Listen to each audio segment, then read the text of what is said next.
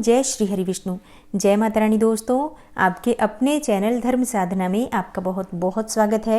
माँ भगवती दुर्गा की कृपा आप और आपके पूरे परिवार पर सदा सर्वदा बनी रहे।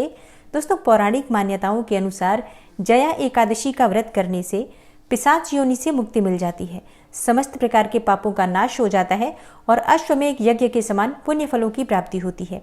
यही कारण है कि इस एकादशी को सभी एकादशियों में बहुत अधिक महत्वपूर्ण माना गया है और माघ मास की शुक्ल पक्ष की एकादशी को जया एकादशी या अजा एकादशी के नाम से जाना जाता है। इस दिन जगत के पालनहार भगवान श्री हरि विष्णु की विधि विधान से पूजा आराधना की जाती है और भगवान श्री हरि विष्णु की प्रसन्नता के लिए व्रत धारण करके उनकी आराधना की जाती है। तो आज की वीडियो में आप जानेंगे कि अजा एकादशी अर्थात जया एकादशी का व्रत कब रखा जाएगा, एकादशी की तिथि कब प्रारंभ हो रही है, कब समाप्त हो रही है, व्रत हमें कब धारण करना है और जो भक्त व्रत धारण करते हैं उनके लिए पारण का शुभ मुहूर्त बहुत आवश्यक होता है। तो पारण का यानी कि व्रत खोलने का शुभ मुहूर्त क्या होगा, आज के दिन हमें किस प्रकार से भगवान श्री हरि विष्णु की पूजा आराधना करनी चाहिए और कौन से उपाय करने चाहिए जिससे कि भगवान श्री हरि विष्णु की असीम कृपा हमें प्राप्त हो और व्रत का और पूजा का संपूर्ण फल हमें प्राप्त हो।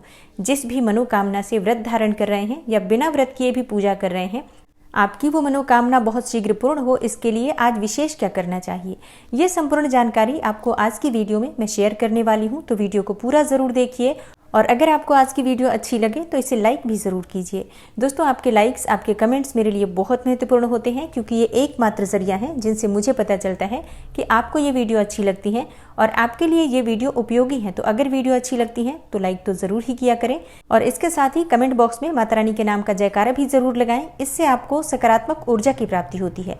और अगर आपका कोई भी सुझाव हो, कोई भी प्रश्न हो या कोई विशेष वीडियो देखना चाहते हैं तो इसके लिए भी कमेंट बॉक्स में ज़रूर लिखें। और चैनल पर पहली बार आए हैं, अगर अभी तक आपने चैनल को सब्सक्राइब नहीं किया है तो आज की वीडियो अगर आपको अच्छी लगे तो चैनल को सब्सक्राइब जरूर कर लीजिए और बेल बटन को भी प्रेस कर लीजिए। तो इससे ये होगा कि इस चैनल पर जो नई वीडियो अपलोड होंगी उनकी नोटिफिकेशन आपको सही समय पर प्राप्त होगी। दोस्तों, जया एकादशी का व्रत करने से व्यक्ति के समस्त दुख, दर्द, शोक और रोगों से उसे मुक्ति मिल जाती है। समस्त प्रकार के सुखों की, ऐश्वर्य की उसे प्राप्ति होती है।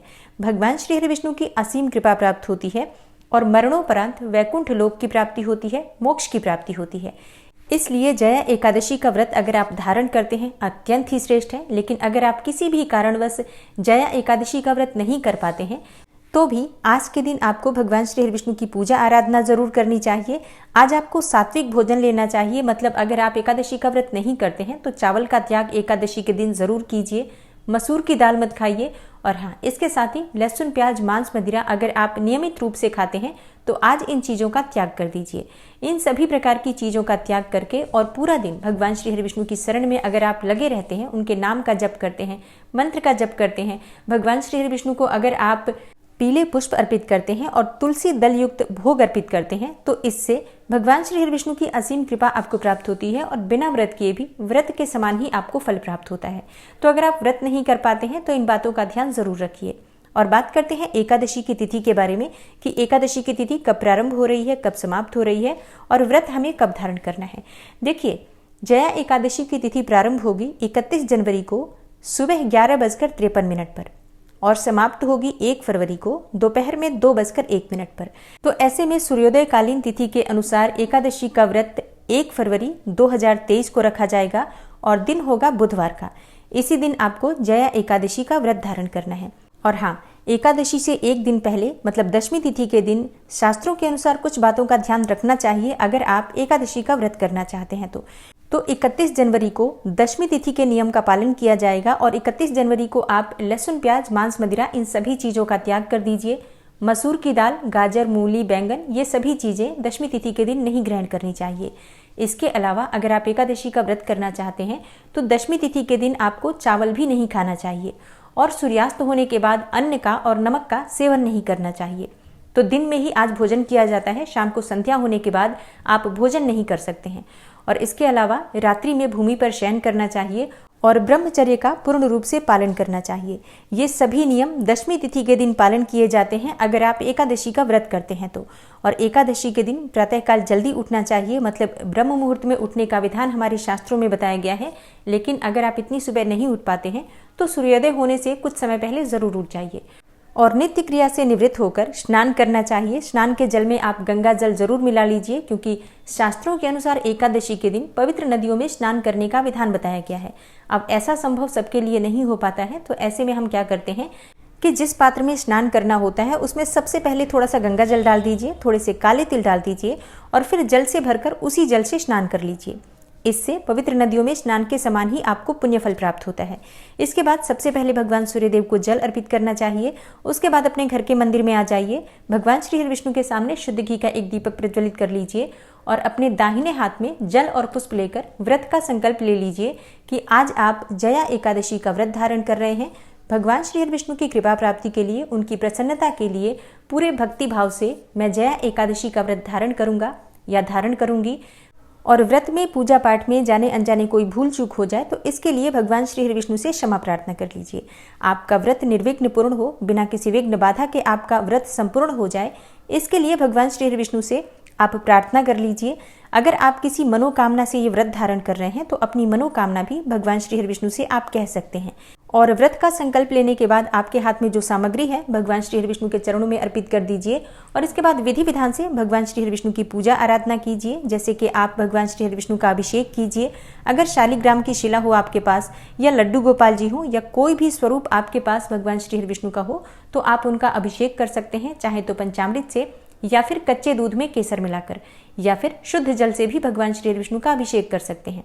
और भगवान श्री हरि विष्णु को पीले वस्त्र अर्पित करें, पीले पुष्प अर्पित करें, पीले फलों का भोग उन्हें अर्पित करें। यज्ञोपवीत जरूर भगवान श्री हरि विष्णु को आज की पूजा में अर्पित करना चाहिए और विधि विधान से भगवान श्री हरि विष्णु की पूजा करने के बाद उनकी आरती करें। और हाँ, जब आप पूजा कर रहे हैं तो पूजा करते समय आपको मंत्र जप जरूर करते रहना है, मतलब मौन रहकर पूजा नहीं करी जाती है। इसलिए जब तक आप पूजा कर रहे हैं किसी न किसी मंत्र का जप अवश्य करते रहें। आज आप ओम नमो भगवते वासुदेवाय नमः इस मंत्र का अधिक से अधिक जप कर सकते हैं। चाहे तो भगवत गीता का पाठ कर सकते हैं। इसके अलावा गजेंद्र मोक्ष या विष्णु सहस्त्र नाम का पाठ भी आप कर सकते हैं। मतलब भगवान श्री हरि विष्णु के किसी भी मंत्र का, किसी भी स्तोत्र का आज के दिन आप पाठ कर सकते हैं। दिन में आपको व्रत धारण करना है तो व्रत में आप फलाहार कर सकते हैं, या फिर चाहे तो निर्जल भी आप ये व्रत धारण कर सकते हैं। अगर आप फलाहार से ये व्रत कर रहे हैं तो ऐसे में आप फल ले सकते हैं, जूस ले सकते हैं, फलों का रस ले सकते हैं, दूध ले सकते हैं, चाय पी सकते हैं, जल पी सकते हैं। इस प्रकार से फलाहार और जलाहार के द्वारा एकादशी का व्रत आप धारण कर सकते हैं। शाम के समय फिर से विधि विधान से भगवान श्री हरि विष्णु की पूजा की जाती है संध्या काल के समय में। तो संध्या काल में भगवान श्री हरि विष्णु के सामने एक शुद्ध घी का दीपक प्रज्वलित करके और उनकी विधि विधान से पूजन करें। उसके बाद आप वहीं बैठकर भगवत गीता का पाठ कर सकते हैं या किसी भी मंत्र का, किसी भी स्तोत्र का पाठ कर सकते हैं। और हाँ, एकादशी की रात्रि में जागरण करने का विधान शास्त्रों में बताया गया है। तो आपसे जितना भी समय संभव हो जागकर भगवान श्री हरि विष्णु के नाम का, उनके मंत्र का स्मरण कीजिए। भजन कीर्तन करते हुए रात्रि जागरण करने से व्रत का संपूर्ण फल प्राप्त होता है। और किसी भी प्रकार की आपकी मनोकामना हो, अगर आप रात्रि जागरण करते हुए एक अखंड दीपक प्रज्वलित करते हैं और मंत्र जप करते हैं तो आपके मन की समस्त कामनाएं पूर्ण होती हैं। और हाँ, एकादशी के दिन भगवान श्री हरि विष्णु की पूजा अगर माँ लक्ष्मी के साथ की जाती है तो घर में स्थिर लक्ष्मी का वास होता है, दाम्पत्य जीवन सुखमय होता है। अगर विवाह की मनोकामना है तो शीघ्र ही आपका योग्य जीवन साथी से विवाह संपन्न होता है, उत्तम और योग्य संतान की प्राप्ति होती है, धन धान्य सुख समृद्धि समस्त प्रकार की मनोकामनाएं श्री हरि विष्णु और माँ लक्ष्मी की पूजा से पूर्ण हो जाती हैं।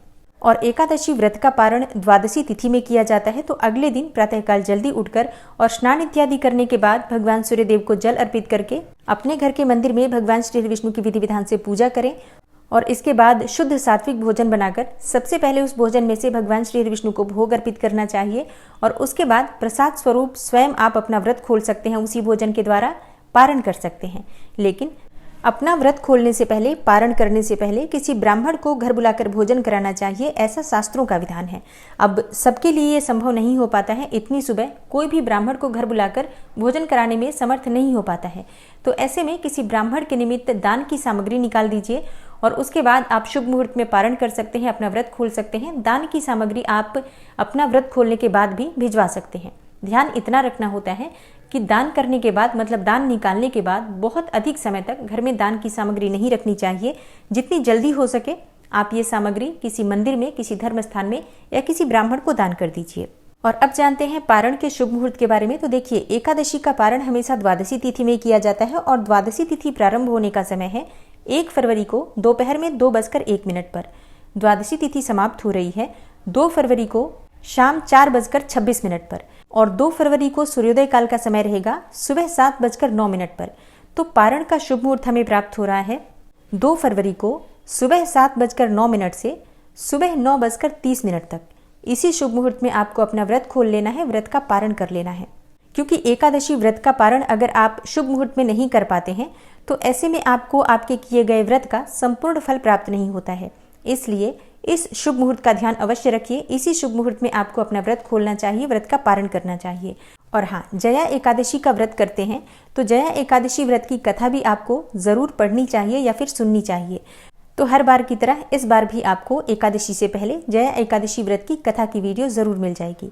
तो चैनल से जुड़े रहिए और आने वाली वीडियो में आप देखेंगे प्रदोष व्रत और माघ मास की पूर्णिमा की जानकारी। मिलती हूँ मैं आपसे अगली वीडियो में, तब तक के लिए नमस्कार।